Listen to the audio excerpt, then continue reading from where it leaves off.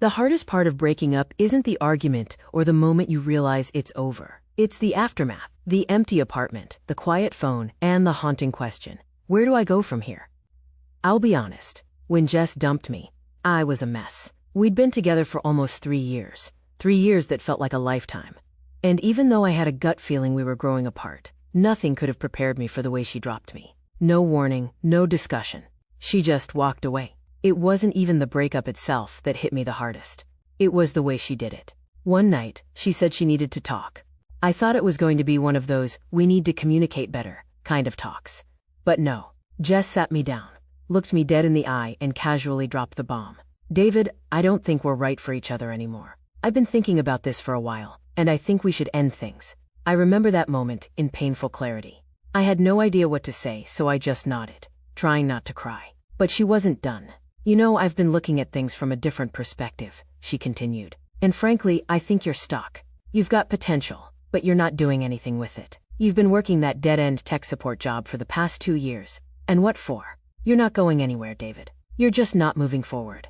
I need more. I need someone who can keep up with me. She didn't say it in so many words, but the subtext was clear. She wanted more than just the guy who worked in a cubicle. She wanted someone with ambition, drive, and the kind of success she saw in her corporate friends. And apparently, that wasn't me. When she left, I was crushed. I knew I wasn't perfect, but I had loved her. I'd given her everything I had. And now, I was nothing but a dead-end boyfriend who couldn't give her the life she wanted. In the weeks that followed, I drowned in self-pity. But the worst part? The worst part was when I saw her moving on, quickly, almost effortlessly. She was out there, networking with high-powered professionals, attending fancy events, and throwing up Instagram posts about her new life. And in every picture, there was someone else, smiling next to her. But I wasn't angry. I wasn't mad at Jess. I was mad at myself. I knew deep down that she was right. I wasn't going anywhere. I was stuck in a rut, in a life I didn't want. So in a moment of clarity, or maybe just desperation, I made a decision. I was going to rebuild. I was going to start from scratch, without any of the baggage I had carried with me. It wasn't about revenge. It wasn't about proving her wrong. It was about proving something to myself. And here's the thing. I had nothing. I wasn't rich. I didn't have a network. All I had was a dream. A vague, unpolished idea that kept popping into my head every time I was working my soul-crushing job. I wanted to build a tech company. At first, I didn't know what kind of tech company. But I knew one thing. It was going to be mine. And if I could make it work, it would be the thing that changed everything. So I quit my job, sold off the few things I owned, and decided to start fresh. I had $200 in my bank account, and a lot of time on my hands. My new life was about to begin. I won't lie. The first few months were brutal. When I say I started from scratch, I mean scratch. I had no savings, no business contacts, and no experience in entrepreneurship. What I had was determination, and a refusal to let the failure of my relationship define me. I spent every waking hour learning everything I could about the tech industry. I devoured books, watched endless YouTube tutorials, and read blogs from successful founders who had built companies from nothing. But the biggest thing I had to learn was how to deal with the loneliness. Every day, I watched the world continue without me. My friends moved on, Jess continued her upward climb, and there I was, sitting at my laptop in a tiny apartment, working on a business plan that felt like it would never come together. But something clicked when I realized I didn't have to do it all at once. I didn't need millions of dollars or a fancy office in Silicon Valley. All I needed was an idea. And one night, after hours of brainstorming, I had it. I decided to build a software platform that would help small businesses manage their customer relationships more efficiently. Something intuitive and simple, but powerful. The small business sector was booming, but many of these businesses didn't have the resources to hire big marketing teams or expensive software. I could build something that made sense for them. I didn't have a team. I didn't have investors. What I did have were hours of research and a small but growing network of people who, like me, believed that anything was possible if you were willing to put in the work. I poured every last dime I had into getting the platform off the ground. I spent the next year working day and night, coding, testing, failing, and learning. And in the process, I learned how to bootstrap a startup, how to make small but crucial decisions, how to manage my time, and how to fight through the failures without giving up. By the time I finished my first prototype, I was exhausted. But I was proud, and it was time to take the next step, getting it in front of potential users.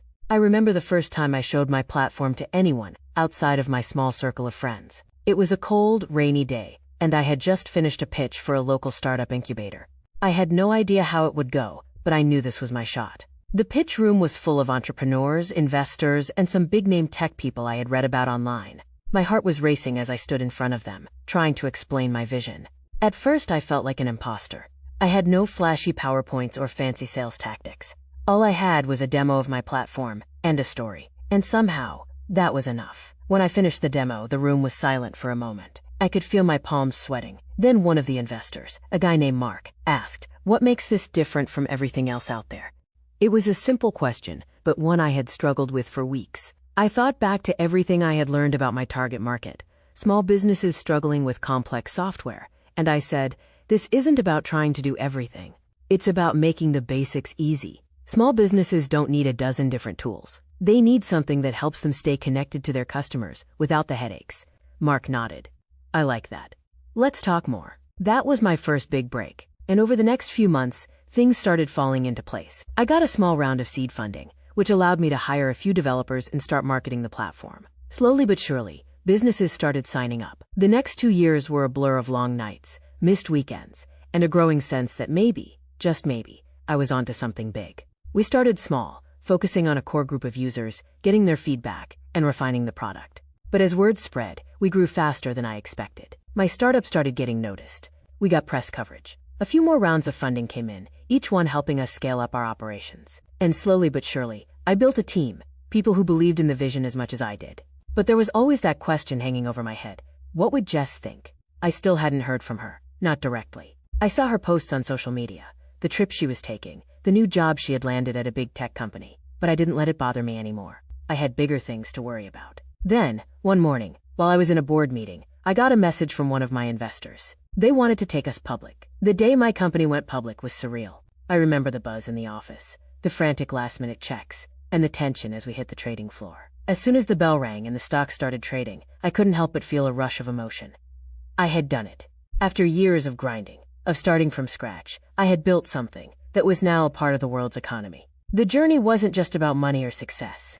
It was about proving to myself that I could turn my heartbreak into motivation. And then, something I didn't expect happened.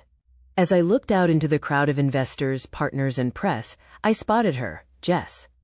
She was standing there, watching me. Her expression was a mix of shock and disbelief. She didn't know what to say, but I could see it in her eyes. The mockery, the doubts, the condescension, it all came rushing back. But I didn't feel the need for revenge. I was no longer that guy who needed validation from her or anyone else. I had built something real, and that was enough. As I stood there, watching the ticker tape roll across the screen, I realized that success doesn't always have to be about revenge. Sometimes, it's just about proving to yourself that you can start from scratch and still make it. And in the end, that's all that matters.